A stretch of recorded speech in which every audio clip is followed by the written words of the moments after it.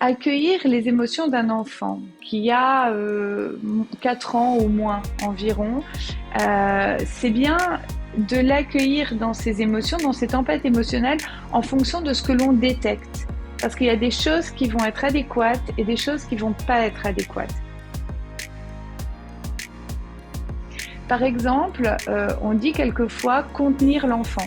Si vous contenez quelqu'un qui est en colère, sa colère va monter et va devenir fulgurante.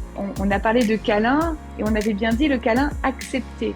On ne peut pas imposer un câlin à un enfant qui est en colère, il a trop d'énergie.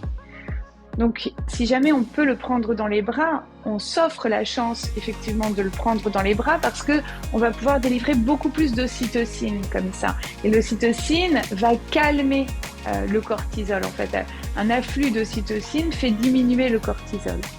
Mais si j'attrape l'enfant, il faut que je bouge, je vais marcher avec lui, je vais bouger avec lui parce que il est dans une émotion qui a beaucoup d'énergie. Et que si je le prends, qu'il est en colère et que je m'assieds sur une chaise et que je l'immobilise, ça va le rendre dingue, d'accord? Je pense que vous pouvez tous percuter en pensant à des images d'enfants en colère ou quand vous êtes vous-même en colère. Si je vous tiens et que je vous impose l'immobilité, ça peut vous rendre extrêmement nerveux et encore plus en colère.